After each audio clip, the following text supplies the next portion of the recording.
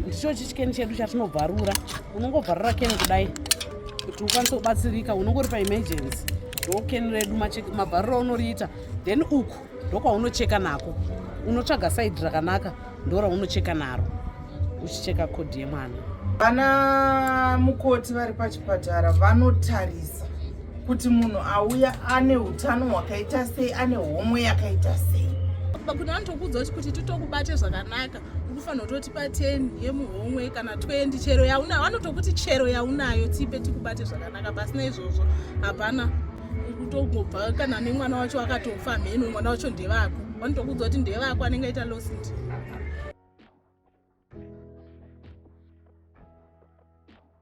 For some mothers, an empty drink can is the only tool between life and death. In Epworth, life begins with a struggle. Here, in the middle of poverty and fear, birth is not just a miracle, it is a battle. Tapiwa Vinya, known as Ambuyava 52, has delivered more than 50 babies in the past 6 years. Most of them with bare hands, using empty cans to cut umbilical cords and tying them with simple draw threads. No gloves, no sterile threads. Here, Vinya demonstrates how she does it.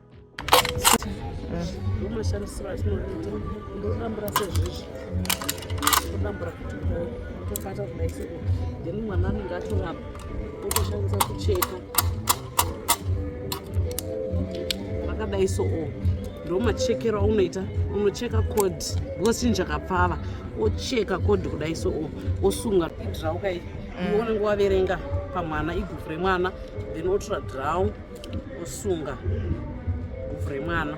Unyatso unozvishwa make sure wasunga guvhu remwana zvekuti mwana haachapindwe nemhepo. Then same chinhu ichocho ndo chinocheka futi draw iya sezvizvi.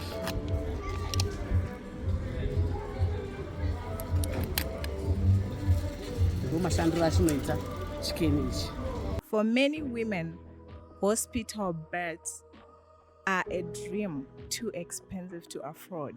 Zvinoita vanhu vasaende kuzvipatara inyaya yekuti anenge asina zvikwanisiro zvekuti aende kuchipatara, anenge asina mari. Ezvozvo uchienda kunonyoresa kuno kuEpworth unofanirwa kunge une mari yeambulance $40, unofanirwa kunge une $35 yematernity yekunyoresa, unofanirwa kunge une emergency kit yakakwana inenge ine magloves, macord clamp 2 necotton nespirit nesurgical blade.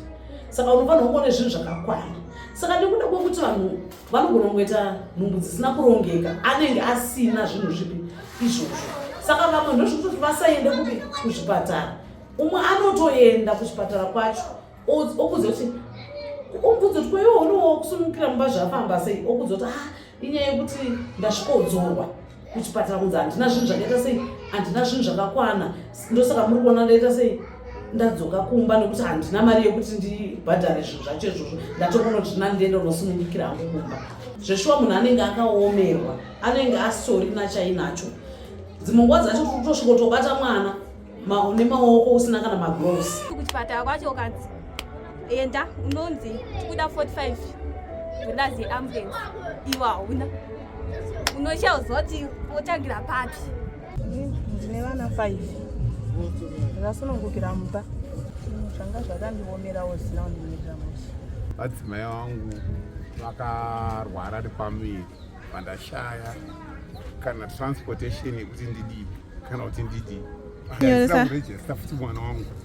Saka ndakangoti kuti ndikabatsirwawo nani ndarwarirwa nemukadzi pari pakati peusiku, tikati ambuya ndibatsirewo, vakandibatsira nezvimwa. Vana mukoti vari pachipatara vanotarisa kuti munhu auya ane utano hwakaita sei, ane homwe yakaita sei.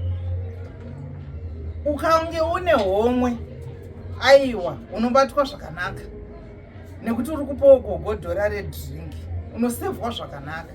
Asi kana usina chauinacho, unongoti mwanze bvapa maniwe tokaendesa kuchitungwisa, uda kunedza, vakawanda vari kusunungukira pasi pabhedhi mufloor. kuchipatara, nekuti manesi anenge achingoti chazokutarisa, imbomira. Handiti kuenda kuchipatara zvinoreva kuti ndikuda rubatsiro, hazvirevi kuti ndauya kuti ndinzi mira. Kwete kuti vanoti iwe unoziva basa rachona, ndiwe muridzi waro, isusu ndisinoziva zvatiri kuita. Saka iwe watiwo nesi here iwewo? Ndomubvunzo yavanotibvunza. Nesi anenge akuba kuti vanotokudza kuti titokubate zvakanaka, ukufanira kutotipa 10 yemuhomwe kana 20 chero yaunayo. Vanotokuti chero yaunayo tipe tikubate zvakanaka, pasina izvozvo hapana kutongobva kana nemwana wacho akatofa mheno, mwana wacho ndevako. Vanotokudza kuti ndevako anenge aita losindi.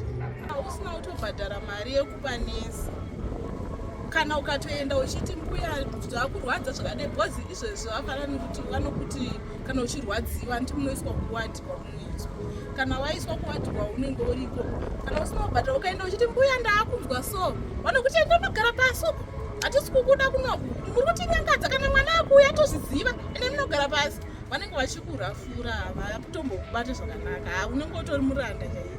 Pane vamwe vakatozvara vega mupaseji achitoiti mbuya honai mwana akubuda, vachinzi enda unogara uko iwe, anenge abhadhara something. Kana ukatoti pasi peguvhu pazodai unotonzi uya timutarisi, kana ukatoti ndirikunzwa uda urutsa unotoendeserwa kana bhaketi kuti rutsirapa, asi anenge asina kubhadhara hapatorini. Some walk kilometers in labor, carried in wheelbarrows, and sometimes giving birth on the way. Munhu anotakurwa nebhara kana nengoro kuti akwanise kuenda unobetserwa. Murobva vanhu vemota, kana ukada kupinda mukombi wangatakure munhu ada kuenda unozvara, wakutodzikisa vamwe vanhu mukombi.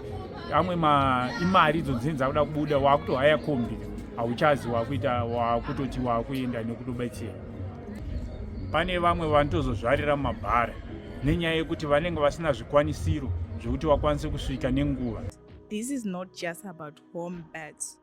It is a system that fails the most vulnerable.